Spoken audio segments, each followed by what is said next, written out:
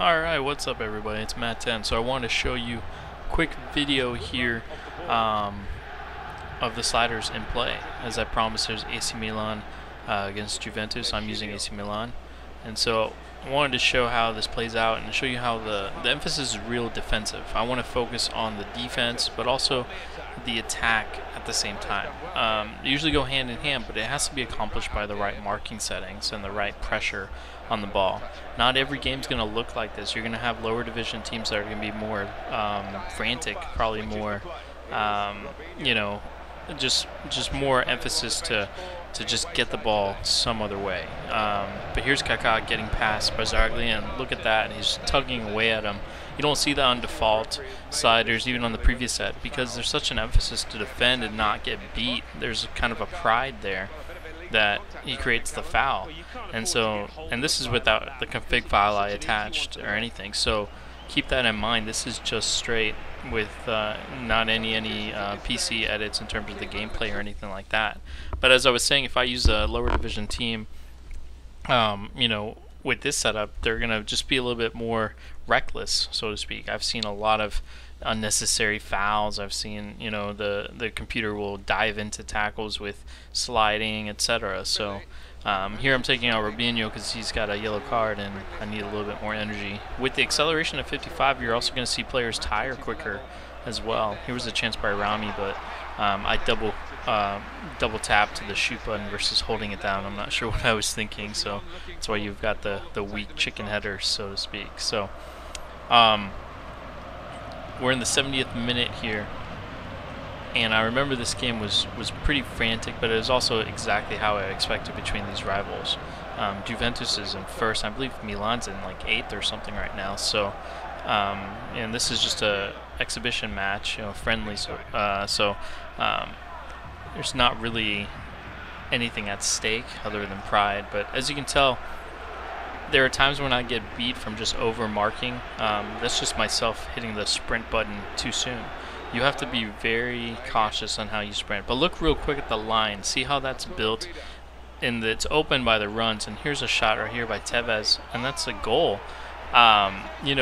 It wasn't the typical lobbed ball, straight on. It was kind of to the side, and by a very creative player like Vidal. You don't see many of the non-skilled players try to perform this move. But look at this. Tevez just peels off and perfectly timed. And that's what I was talking about, the oversave with the keeper, with the goalkeeper ability at 1. That's why I'm considering changing it, because you could tell he just kind of committed as if it was like a penalty kick and guessed where Tevez was going to shoot. So either way, I think Tevez probably would have scored regardless. So down 1-0 against league leaders Juve, and it's going to be an uphill battle from here. Juve have Pirlo, and they have the likes of Tevez, so to anchor and everything else. But look at the marking there. That's really what's key. The computer doesn't go forward. They have to play backwards to move forward. They have to find their go-to person. Kaká picks off Pirlo of all people, but Pirlo gets him right back. So, and now they come back and attack. But look at the line markings. See how there's such an emphasis there to cover the marks, and you have to make sure to really defend with all your being to make sure that everything's done correctly. But what's also nice is, in FIFA fashion, you usually have to control all 11 players just to enjoy the game sometimes. I remember in FIFA 11, FIFA 12 as well, it was just so frantic like that. You have to defend. You have to use everybody to defend. Like, I'd have to move this guy, switch to this guy, switch to this guy to make sure this wouldn't happen. But now, see this is all taken care of. And here my players are starting to get real tired. If you can tell, the fatigue is definitely setting in, especially because I've been going back and forth. And here I try to find, I don't know who that was. I think it was Honda. Trying to find him, but there's a weak clearance by the computer. But see, they still have it. And notice how when Tevez came back, he had a defender right on his back. Not like he was just wide open and was able to turn. He had to play the ball back, and as a result, it creates more of a balance of the game. And here is Muntari, also somebody very near him. You have to remember, fatigue sets in here. Pazzini here finds Kaká, and look at this play right here. The deflects off Pirlo, and Muntari has a shot, and that shot was just hard with the goalkeeper ability. Look at this real quick though. Look at that. It deflects off Pirlo, but here's the keeper just had no idea where it was coming, but he stood his ground and he just had to be a body in the way. So unfortunately I wasn't able to equalize there. And here's Muntari again. I wish he would have scored in that one. I'm thinking about a shot here, but he gets blocked pretty well. The defending's good here, and see, there's a key right there again. I controlled De Jong because he was already in the motion to defend Tevez there, so he was already on his back. That's how it should be. If you use default, you won't see players right on each other's back like that because the line settings are so low. It's not going to matter, you know, because that's why the attacker's just going to, you know, turn around on a dime and go straight at the defense 1 against 4. So here's Tevez again, you know, and finding Pirlo, and Pirlo's going to find Pepe. So they're still attacking, but see, they're not trying to dribble aimlessly around the box like before. They are trying to find passes that are going to work. But I'm definitely got my settings and my marking and my, you know, the direction I want to aim for. So I need to make a sub.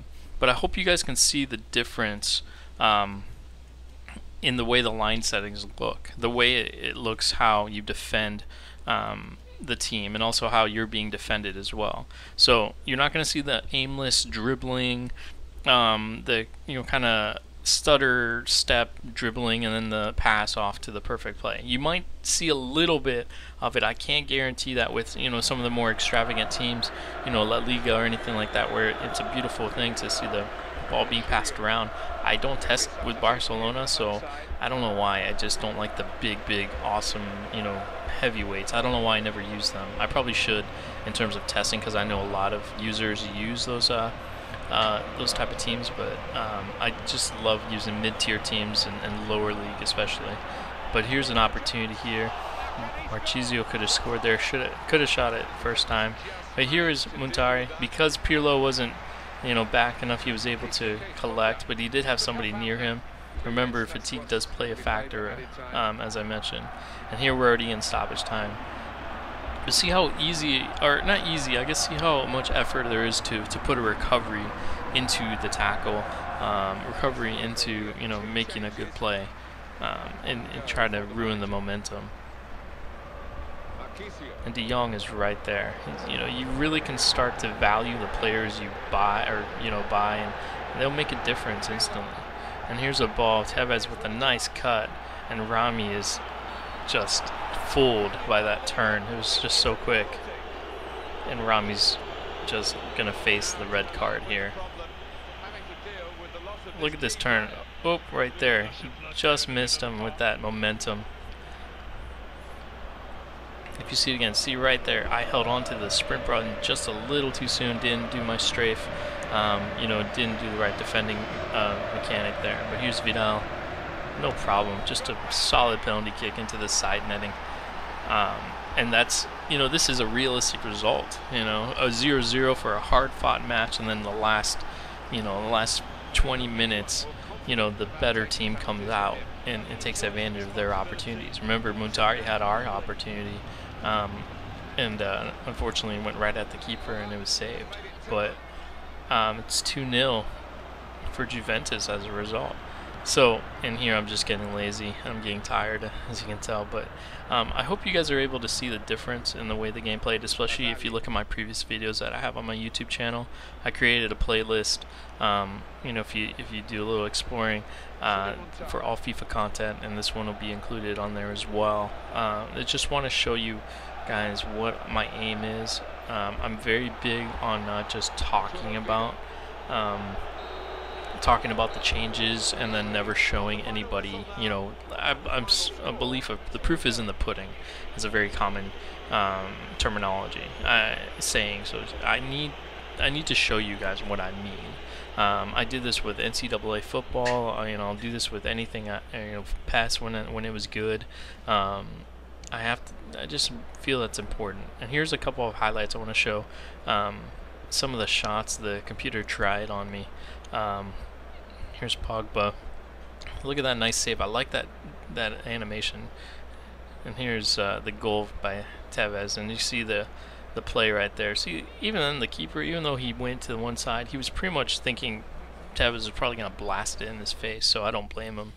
But stats-wise, not the prettiest. Remember, this is default, meaning not using any PC config files. So the fouls, even though, I mean, 3 and 1, not terrible, but obviously you'd like to expect more from this this match. I'll have to start testing in career mode as well.